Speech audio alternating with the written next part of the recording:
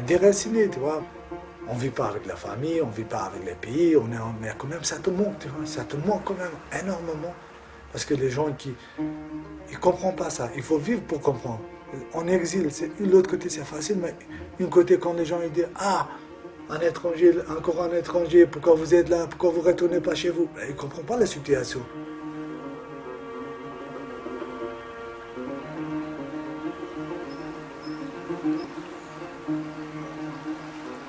Quand tu nais quelque part, t'en as marre que tu pars. Mais tu pars derrière toi pendant 20 ans. Tu regrettes rien parce que c'est une misère.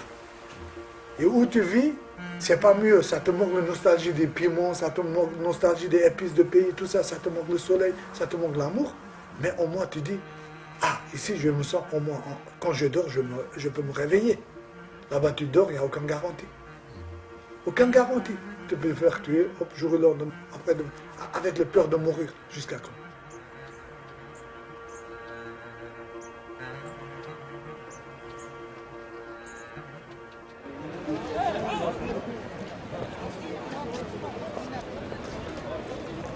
C'est la peur et le désir d'assurer l'avenir qui ont poussé Wally à s'exiler. Il a quitté le Kurdistan à l'âge de 13 ans et son exil l'a conduit finalement à Strasbourg, où il a réussi à se reconstruire. Wally et sa femme tiennent un petit restaurant dans ma rue et ces deux garçons vont dans la même école que le mien. Nous sommes devenus amis. Souvent, le soir, après la fermeture, Wally me raconte le long périple qui l'a amené ici. La traversée clandestine de l'Europe, les années de galère à Paris. Un parcours commun à celui des millions de Kurdes.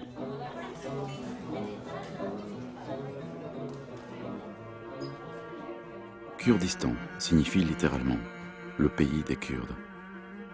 Ce devait être le cas après la Première Guerre mondiale si les puissances européennes avaient respecté leur promesse d'en faire un État.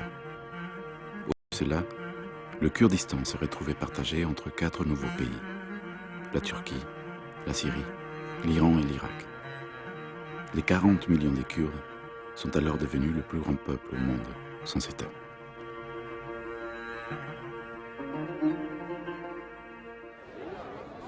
Depuis ce jour, ils subissent des politiques d'assimilation d'une rare violence, dont la dénonciation ne trouve guère de relais dans les médias occidentaux et la communauté internationale. Pour briser ce silence, ils manifestent tous les ans en février à Strasbourg. Ils espèrent une intervention de l'Union européenne en leur faveur. Wally ne rate jamais cette manifestation. Le Kurdistan vit en permanence dans le cœur de Wally, sous la forme d'un rêve obsédant, le retour au pays. Comme bon nombre de réfugiés politiques, Wally s'accroche à ce rêve, sans trop oser y croire. Parce qu'il a fui le service militaire obligatoire, il est considéré comme un déserteur par l'État turc et risque donc la prison. Mais voici que tout change. Wally vient d'être naturalisé français. Grâce à son nouveau passeport, il pense échapper au contrôle poussé des autorités turques et réaliser ainsi son plus grand rêve. Se rendre à Diyarbakir, la capitale emblématique du Kurdistan turc, pour vivre avec son peuple les célébrations du Newroz. Newroz, c'est une grande fête. Avant tout, Newroz, c'est symbole de liberté, symbole de lumière, symbole de feu.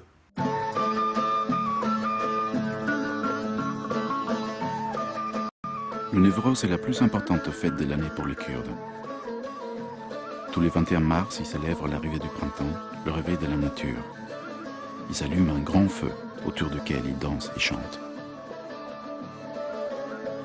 C'est le mélange, c'est la fête, voilà. Et puis moi, j'ai jamais vu, tu vois, j'ai quitté quand j'étais petit, et Newroz, bon, maintenant, ça fait longtemps que ça me fait travailler, j'ai eu l'occasion de retourner, tu vois, et on va voir, on verra, c'est une surprise. Quand hier j'ai eu le billet, tu peux pas, j'ai pas dormi la nuit, tu vois, avec mon copain, on a discuté. Il a dit, mais qu'est-ce qui t'a, tu vois, là, au boulot, là, je lui ai dit, écoute, je m'en fous du boulot, tu vois, j'ai l'habillé et tout, j'étais content, tu vois, c'est comme un gamin Il veut un jouet que tu l'achètes, tu vois. C'est comme mon jouet, tu vois, c'est mon jouet préféré, quoi, de retourner là-bas, de voir mes amis, de voir mon peuple, voir la fête, comment ça se passe, quoi, tu vois. Et après, bon, on verra qu'est-ce qu'il nous réserve. Hein. Après, c'est quelque chose de... Ça va être quelque chose de génial, quoi, parce que tu rêves, attends, même dans mes rêves, tu vois, je n'aurais pas imaginé, après 20 ans, de faire un voyage comme ça, tu vois. On verra, la surprise. L'enthousiasme de Wally est contagieux. Mon ami me propose de l'accompagner dans la réalisation de ce rêve. Ensemble, nous allons parcourir le Kurdistan, depuis le village où habite maintenant sa famille, près de la frontière syrienne, jusqu'à la ville de Diyarbakir, où auront lieu les festivités.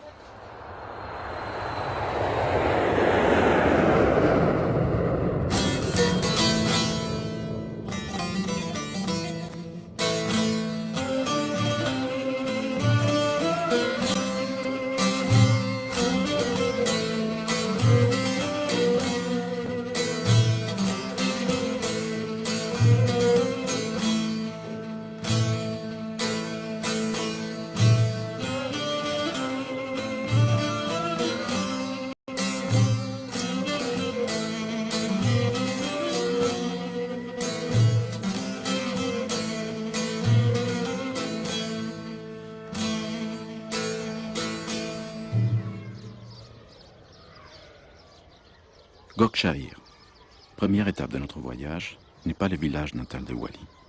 Cependant, sa mère, très âgée, et sa sœur y habitent depuis 25 ans.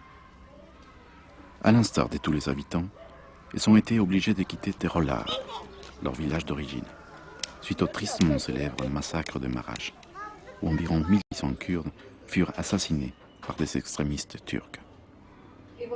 On est ici depuis 26-27 ans. On est resté là-bas et quand il y a eu le massacre, on a eu peur et on a tout laissé. Ils nous ont menacé de nous tuer si on ne quittait pas les lieux. Nous avons tout laissé derrière nous pour venir nous exiler ici. Depuis que le massacre, ils nous ont dit que soit vous allez partir, soit on va vous tuer. Depuis, c'est la misère pour nous. En France, la vie est supportable, mais ici, ce n'est pas le cas. On ne peut pas sortir quand on veut, on nous menace de nous tirer dessus. Vous allez passer par le village d'Okshan. Il y a beaucoup de militaires là-bas. Si tu restes pas tranquille, tu vas avoir des ennuis.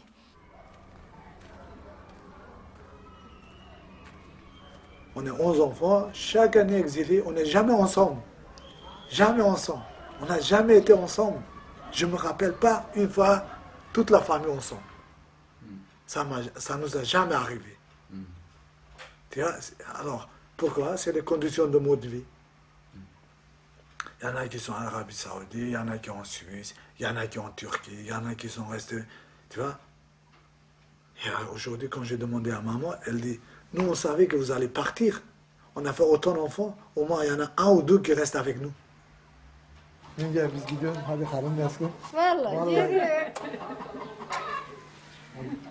Ah, vous partez. Allez, rentrez bien. Que Dieu soit avec vous. Faites bonne route. Passe le bonjour à tout le monde.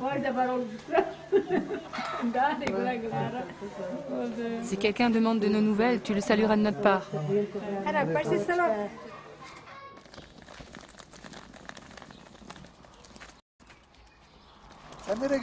Tu vas où, cousin?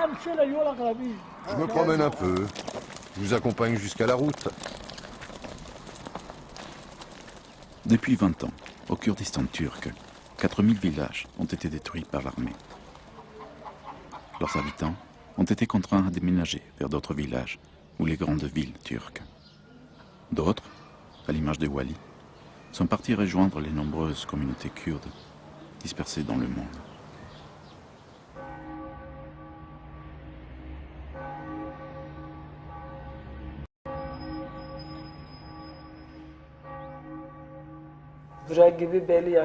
Si les conditions de vie en Turquie étaient les mêmes qu'ici, bien sûr que j'y retournerai. Ma famille est là-bas, nous souffrons toujours de l'absence de nos proches. Nous perdons des personnes de notre famille et nous ne pouvons pas aller à leur enterrement. Si les conditions sociales étaient meilleures en Turquie, évidemment que je retournerais y vivre.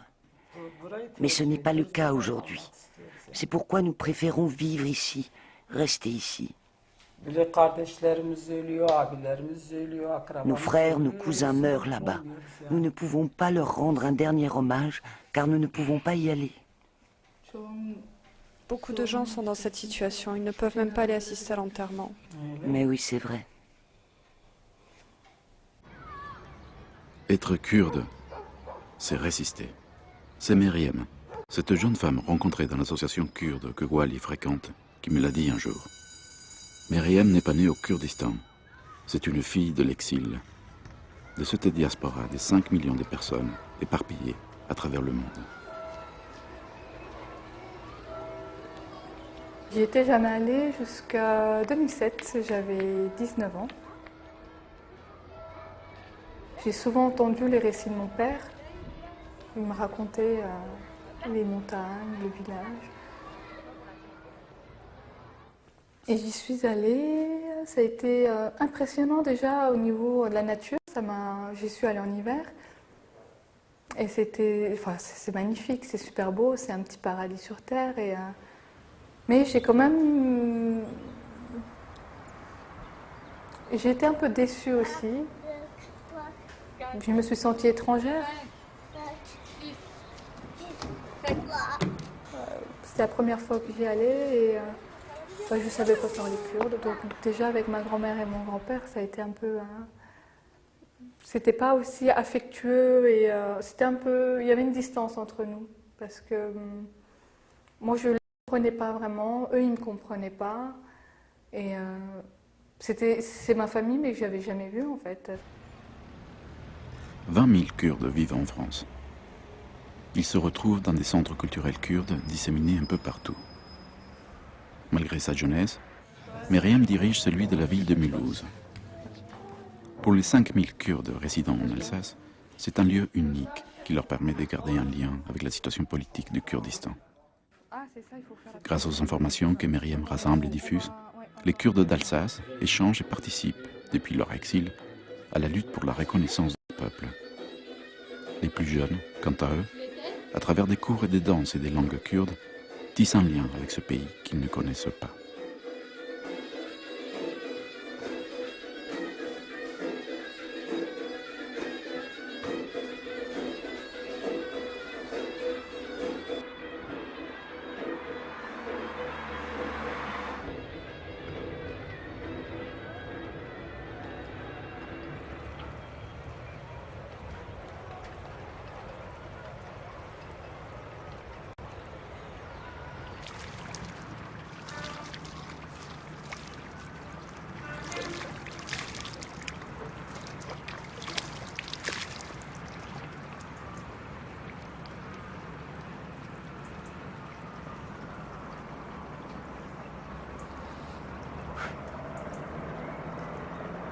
Pourquoi tu fais ça, Wally?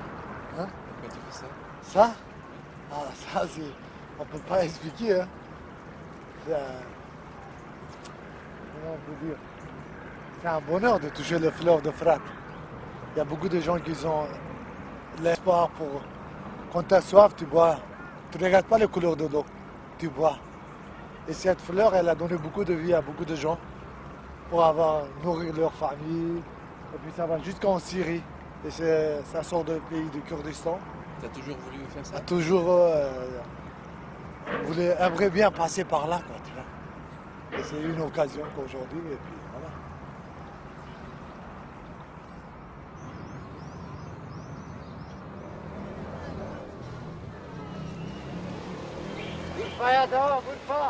Urfa, le bus pour Urfa.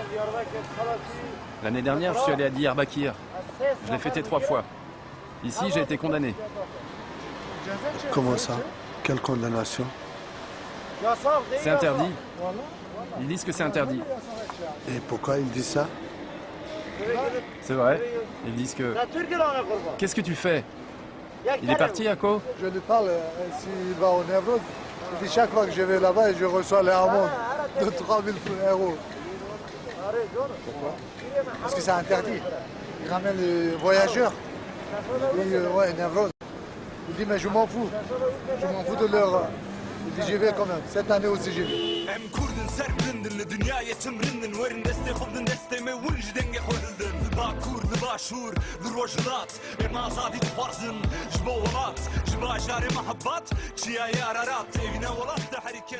Le chemin jusqu'à Diyarbakir est encore long.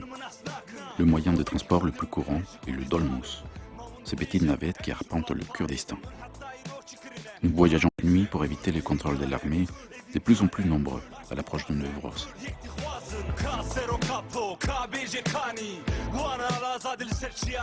À cause de son statut de déserteur, Wali risque une forte amende, voire la prison.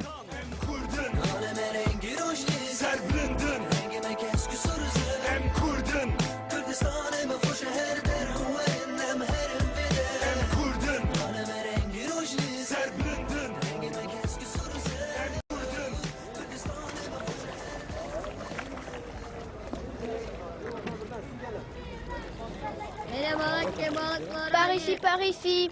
Venez donner à manger aux poissons. Nourrir les poissons, c'est sacré. Tu as fait ton service militaire? Oui. Où? J'ai fait mes débuts à Manissa. Et ensuite, je suis allé à Iskandar. Et comment ça s'est passé? J'avais un ami. Il était de Erjish, dans la province de Van.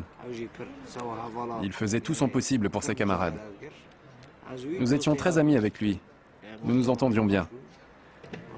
Il était contre le gouvernement et contre le système de l'armée. Il était plutôt pour la guérilla.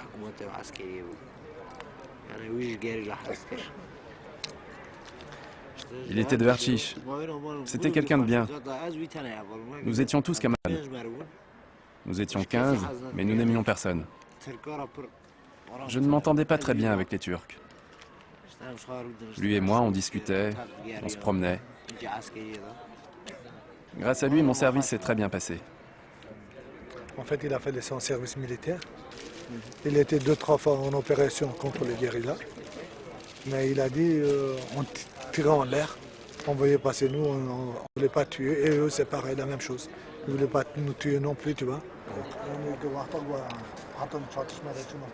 Lorsque tu partais en opération, comment tu te sentais dans ton cœur et dans ta tête?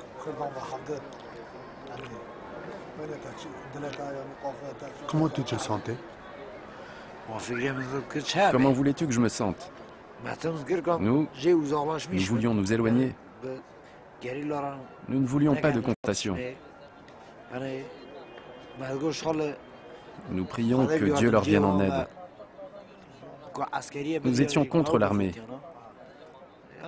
Nous espérions qu'ils reviennent tous sains et saufs.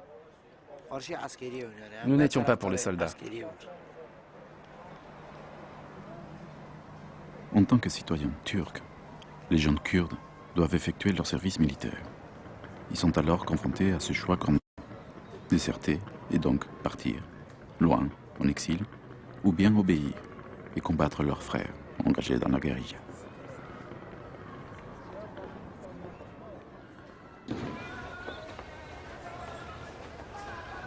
Rares sont les pays qui soutiennent la lutte des Kurdes pour une reconnaissance de leur peuple. Les pays européens se contentent de mettre des déclarations outrées, mais vaines, sur les violations des droits de l'homme dont ils sont victimes en Turquie. En France, régulièrement, les centres culturels kurdes sont objets de perquisitions et leurs membres arrêtés et accusés de soutenir la guérilla. Chers camarades, nous allons commencer. Si on pouvait avoir le silence.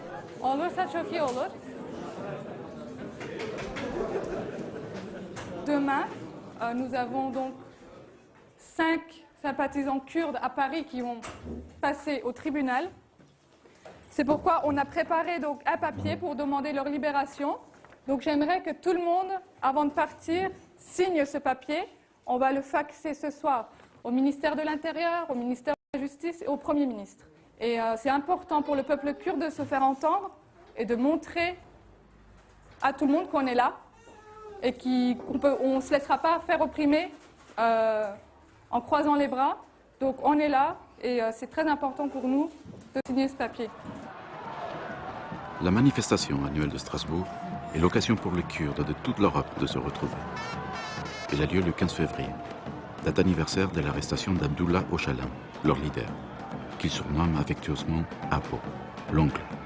Abdullah Öcalan est le fondateur du PKK, le Parti des travailleurs kurdes, créé en 1979.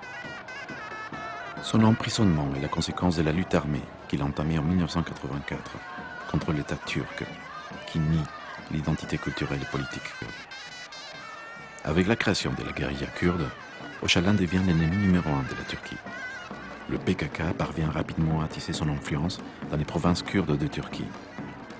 Les guerriers retirent profit des montagnes pour établir leur camp de base. En 1998, Öcalan est arrêté au Kenya par les services secrets turcs, américains et israéliens.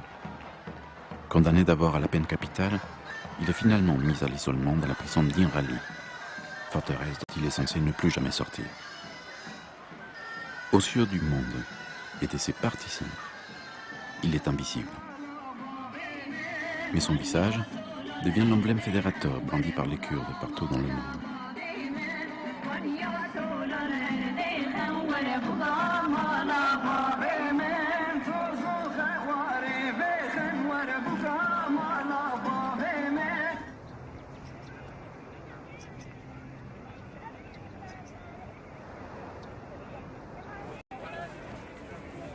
En 2003, le PKK devient membre du KCK, la Confédération démocratique du Kurdistan. Une coalition qui prend aussi en compte les autres secteurs de la lutte kurde, les femmes, la diaspora, les ONG.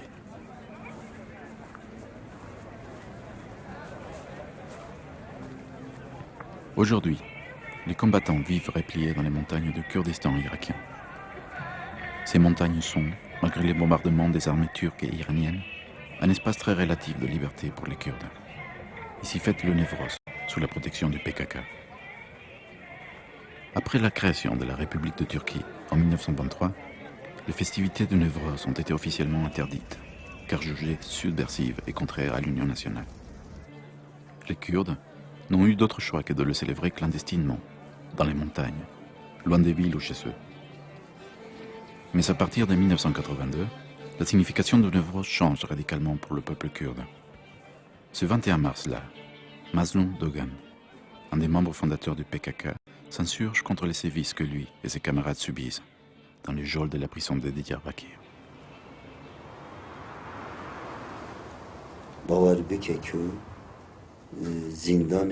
On a l'habitude de dire que la prison de Saïgon au Vietnam était la plus cruelle de toutes. Mais celle de Diyarbakir la devançait de loin. Même l'État turc d'aujourd'hui a du mal à le reconnaître. Il s'y pratiquait des tortures inhumaines, atroces, pour faire dire à un Kurde qu'il était turc, jusqu'à ce que les hommes perdent connaissance. Un groupe se battait contre cette barbarie. Mazloum Dogan en faisait partie. Mazloum Dogan a étudié l'économie à l'université à Ankara.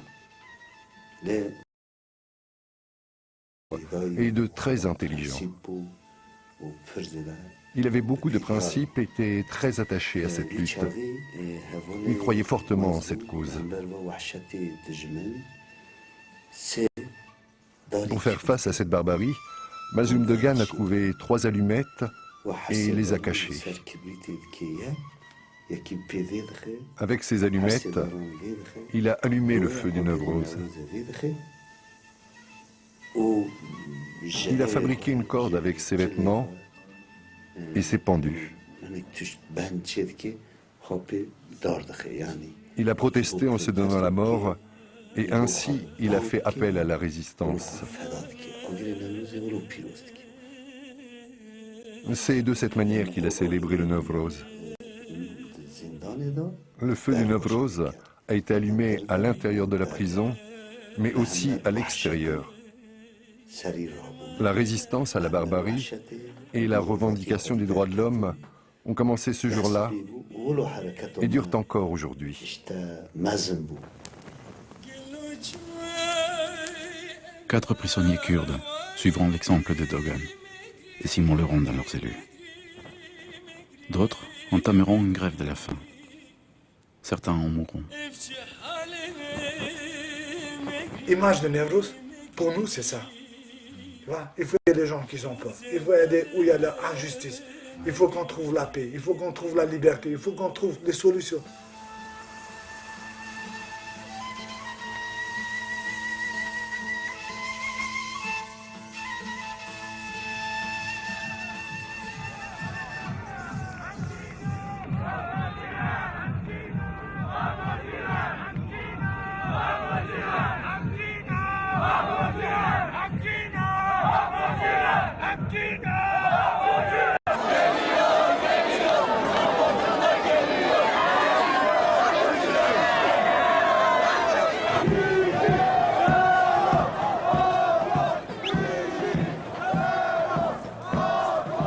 Pour nous, il y a une histoire de Newrouz, tu vois.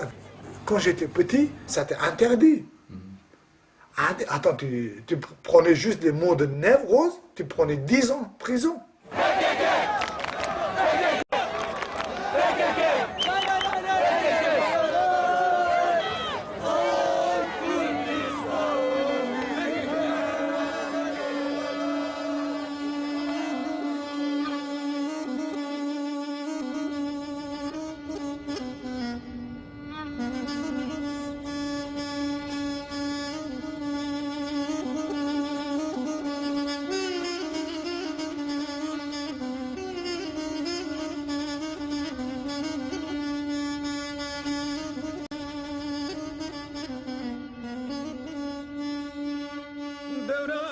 J'étais pas bien à l'école parce que c'était étranger, c'est une langue étrangère, c'est une autre culture étrangère. Et on n'a pas le droit de dire ce qu'on pensait. Je parlais même pas un mot turc, même pas un mot. Alors un jour, le maître il vient, à partir d'aujourd'hui, il ne faut pas que vous parliez kurde. Et ma maman, elle parle même pas un mot turc, comment tu veux que je communique avec elle? Comment tu veux? Ah, alors je l'ai expliqué une fois, bon, je fais rigoler, je dis, ma maman, il faut que d'abord que vous venez à la maison, vous faire apprendre la langue turque à ma maman et après que je puisse parler avec elle. Là, il m'a tabassé parce que je lui ai dit les choses que je lui pensais. En plus, j'étais petit, tu vois.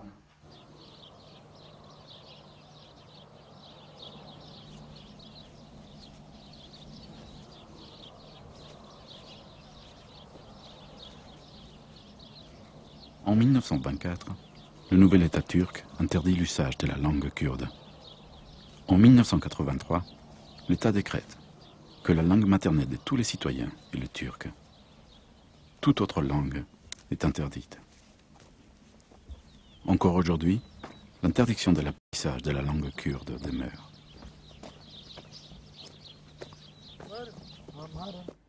Allez, vas-y. Je m'appelle...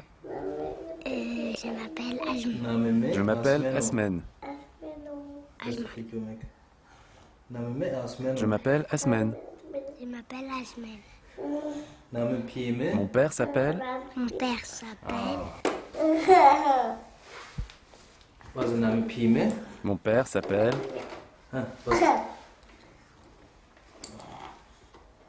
Asmen. Ajmen.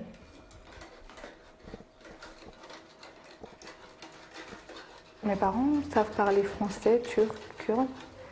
Et c'est vrai qu'avec nous, ils ont parlé français. Ils ont eu la peur que les enfants ne soient pas bien intégrés. Et moi, jusqu'à l'âge de mes 17 ans, je ne savais pas parler turc, je ne savais pas parler kurde, je savais que le français. Et c'est vrai que quand on pense vraiment, dans le fond, c'est vraiment tragique. C'est quelque chose de dramatique de ne pas pouvoir parler sa langue. Parce que moi, je ne connais pas ma langue, je ne vais pas pouvoir la transmettre à mon enfant, et mon enfant la transmettre à son enfant. Enfin, ça se perd comme ça, en fait. Il y a beaucoup de Kurdes comme ça.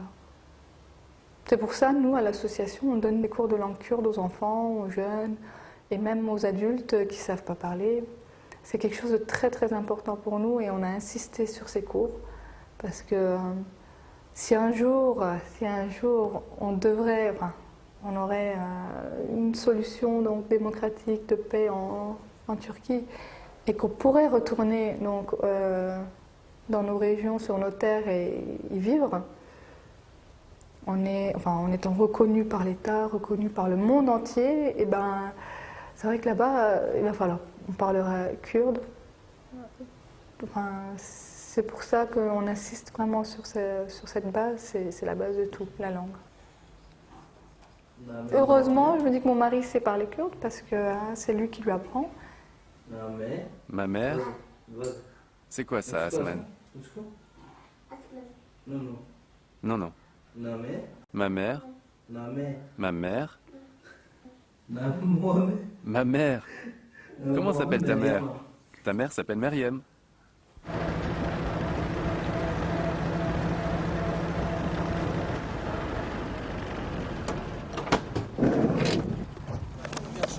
Que tout le monde descende. Toi, tu poses ton sac et tu l'ouvres. Qu'est-ce qu'il a dit? Il nous achète, on nous dit c'est quoi? C'est descendre.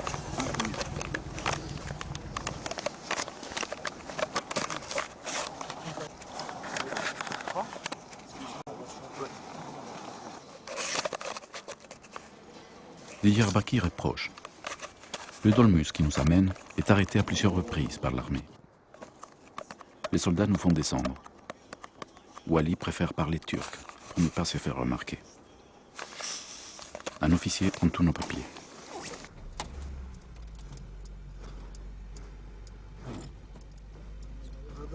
Je vais tourner par là. Une demi-heure après, il revient, nous les rend et nous souhaite un bon voyage, avec un petit sourire. Le chauffeur et les passagers commencent à paniquer. Wally m'explique qu'un deuxième barrage nous attend quelques kilomètres plus loin, et que c'est sans doute là qu'ils vont agir. Après une rapide concertation, la navette quitte la route principale pour s'engager sur un chemin de terre.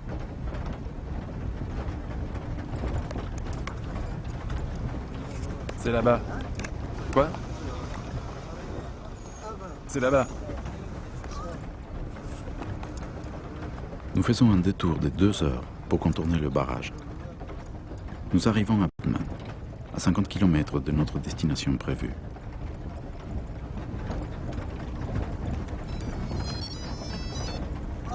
Oui, Rézit. Je vais à Batman. Tu es à la maison? Reste à la maison. J'arrive avec des invités, d'accord? Des journalistes européens. Allez, salut. La région de Batman est l'une des plus favorables au PKK. La grande majorité de la population soutient la guérilla. Notre chauffeur tient à nous présenter sa famille, tous militants pro-kurdes.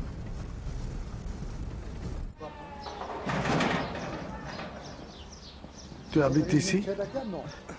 Est-ce que tu habites ici? Oui, oui.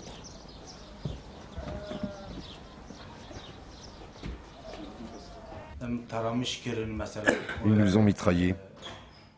Ma voiture est une épave. Un guérillero est tombé en martyr.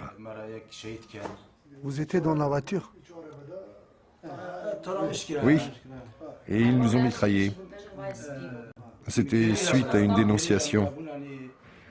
J'étais avec un guérillero, ils nous ont interceptés et ils nous ont mitraillés. Quelqu'un qui a dénoncé, et puis ils n'ont même pas arrêté, et puis ils ont tiré sur tout le monde. Il a détourné l'attention des militaires pour protéger les guérilleros. C'est à ce moment-là qu'ils l'ont arrêté et mitraillé. J'étais au village, chez moi. Chaque jour, chaque nuit, il y avait des opérations militaires. Effectivement, j'étais un partisan. C'était un partisan, lui aussi. Je faisais venir et partir les guérilleros. Ils nous frappaient, nous jetaient à l'eau, nous électrocutaient. Mes dents, là, ont été arrachées pendant les séances de torture. Pas une fois, 10 fois, 20 fois.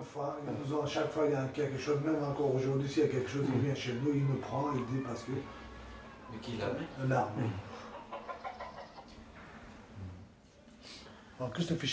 Oui, ce sont des balles. J'ai 17 à 18 balles dans les jambes. Tu vois, tout ça, c'est les balles qui sont sorties dans leurs pieds. Tu vois?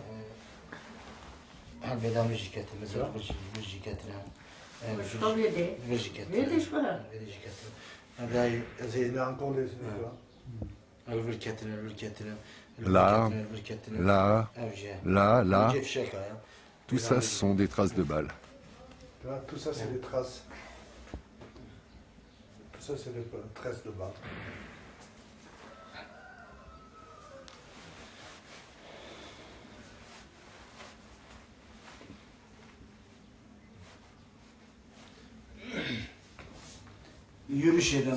Lors d'une manifestation, ils ont fracassé la tête de ma mère.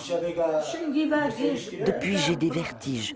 J'ai mal à la tête. Je ne peux plus bouger. Cette année, je suis tout le temps allée chez le médecin. Il m'a donné des médicaments qui ne servent à rien. Et je n'ai pas d'autres moyens. Ils l'ont interpellé lors d'une manifestation. Ils l'ont incarcéré et torturé pendant 1 semaine. Ils lui ont fracassé la tête. Après nos efforts, ils l'ont relâché. Aucune de mes dents ne tient plus.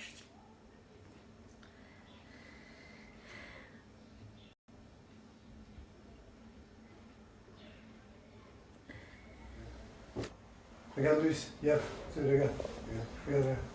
Regarde, ça c'est le nervus.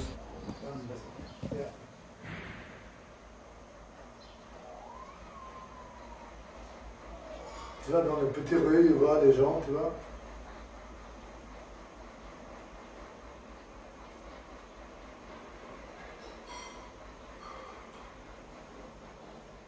Regarde comment il tape.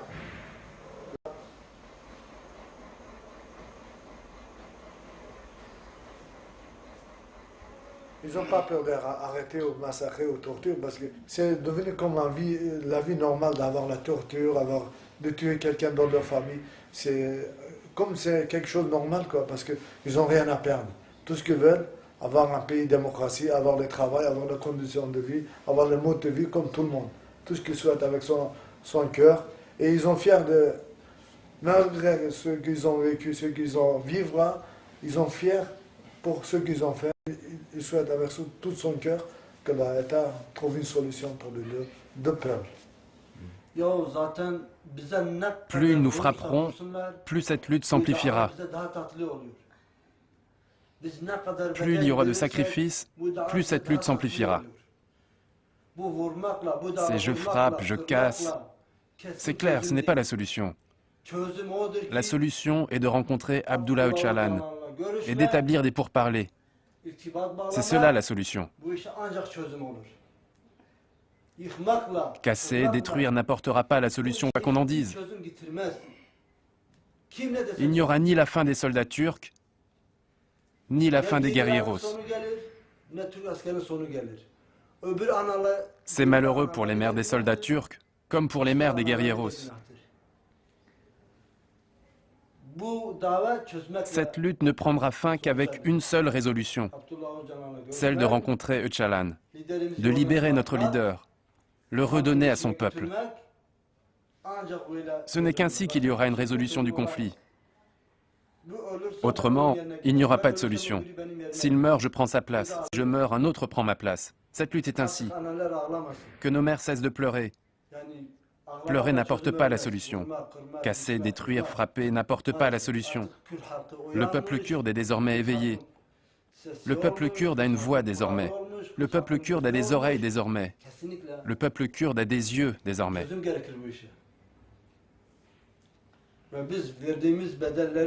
Il est essentiel d'apporter une solution à cette affaire. Après tous les sacrifices que nous avons faits, Dieu, avec tout notre respect, nous les commémorons. Qu'il repose en paix, qu'il repose au paradis. Nous saluons tous ceux qui participent à cette lutte. Que Dieu leur vienne en aide. Bonne continuation à notre peuple.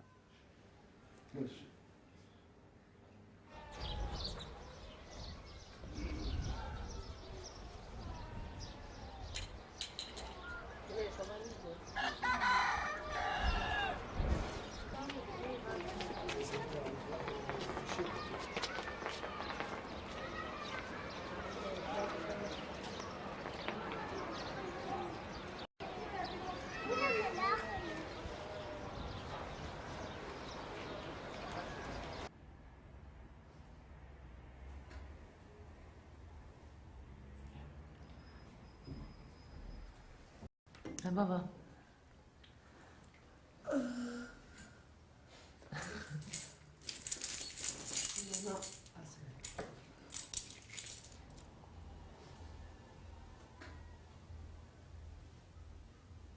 En fait, ça touche vraiment le privé parce qu'on s'en rend compte. Et moi, quand je vois la télé, quand je vois les journaux, quand je vois ce qui se passe au Kurdistan, ça me touche. Et même avec mon mari, on est là, on est les deux, on a les larmes aux yeux et on se dit, mais on ne peut pas rester comme ça, on ne peut pas vivre comme ça.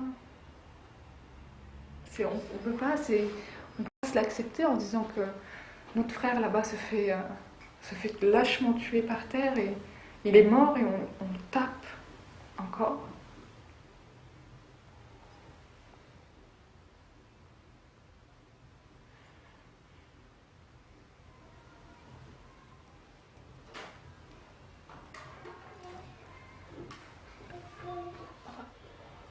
Et c'est tellement dur de vivre avec ce... En fait, c'est pas un fardeau, mais c'est tellement dur de vivre avec. Et on se dit qu'on va le transmettre à notre enfant et... c'est dur.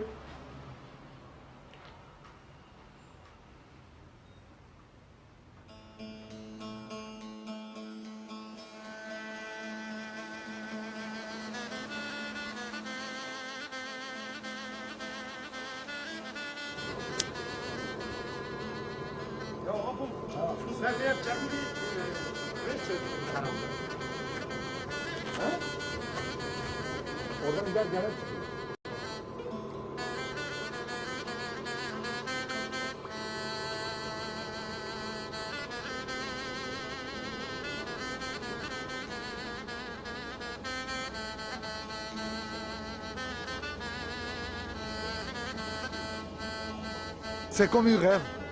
Je ne crois pas si je suis là ou je ne suis pas là, tu vois. Je n'aurais jamais imaginé et puis je ne croyais pas au fond de moi que je réaliserais un jour d'être là. Je pense que j'aurai pas l'occasion de revenir encore une fois. Les conditions, après on verra. Les conditions de vie qu'on a actuellement, ça ne me permettrait pas de revenir encore une fois. Et pour ça, une côté ça me fait bien, une côté ça me fait mal parce que je n'aurai jamais l'occasion de retourner dans mon pays, quoi. C'est un peu triste, mais c'est la vie.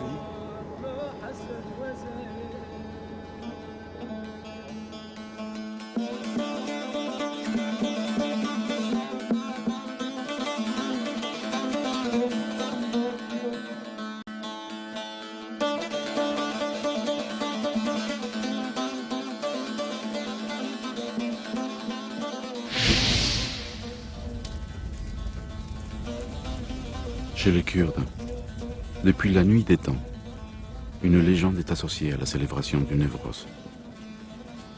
Elle raconte comment Kawa, le forgeron, sauva les enfants des griffes d'un terrible despote en les cachant dans les montagnes. Les enfants grandirent, formèrent une armée, et un jour ils descendirent des montagnes et tuèrent le tyran. Pour annoncer la bonne nouvelle au peuple de Mésopotamie, Kawa le forgeron alluma un immense brasier. En réponse, d'autres feux illuminèrent la nuit pour célébrer la liberté retrouvée. La légende dit aussi que le peuple kurde est né des enfants survivants.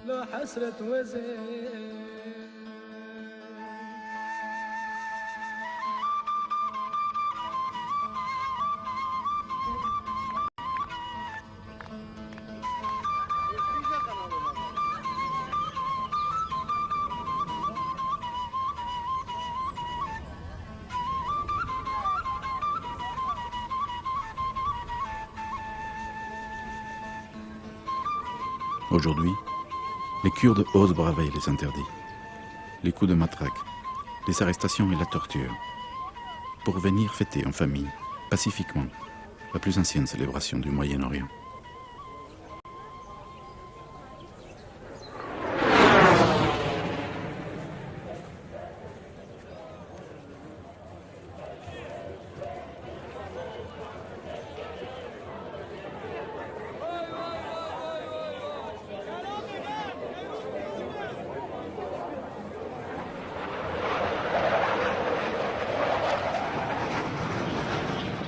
Autour de nous, 1 million de personnes.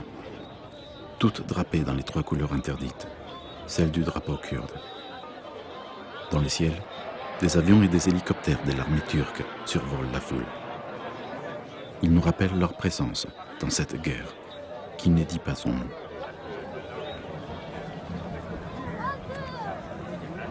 Maintenant, on va pas loin de où on fait le feu, tu vois. À la tribune, Leyla Zana prend la parole. Leyla Zana, la rose du Kurdistan, l'une des rares représentantes kurdes au Parlement turc, pourrait avoir prêté serment en kurde, sa langue maternelle. Elle a passé 10 ans en prison. Bon Névrose au peuple du Kurdistan.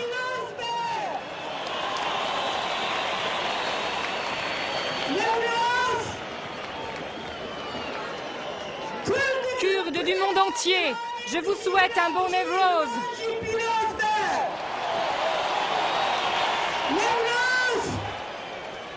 Aux prisonniers de la liberté, je souhaite un bon Névrose.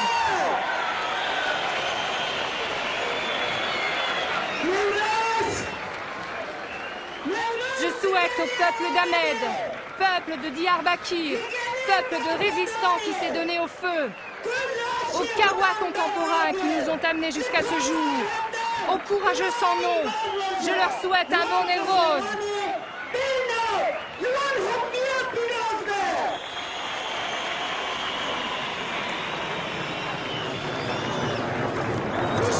Mes chers frères et sœurs,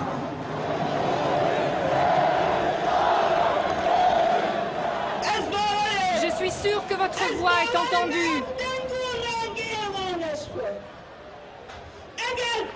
Ceux qui l'ignorent sont aveugles du cœur et aveugles de l'esprit.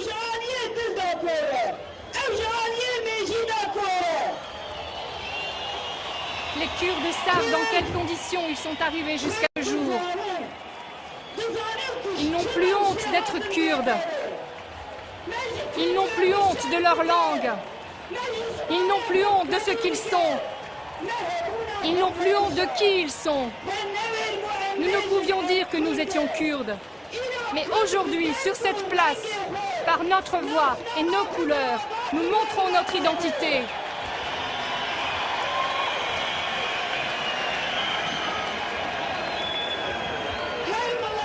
Pour tous les peuples, il y a des jours historiques.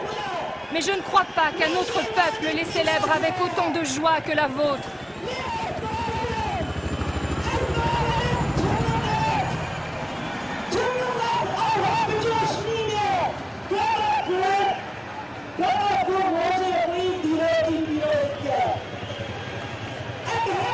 Nous sommes tristes et heureux à la fois. Nous vivons ces deux émotions en même temps. Nous sommes tristes car notre voix pure, notre voix sincère, notre voix fraternelle n'atteint pas les oreilles, car elles prétendent ne pas entendre.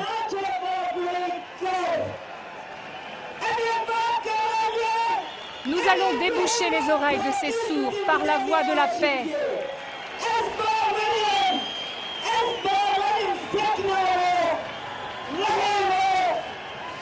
Je crois vraiment qu'avec votre position, votre âme, vos souhaits et vos fortes convictions, vous parviendrez à déboucher les oreilles de ces sourds.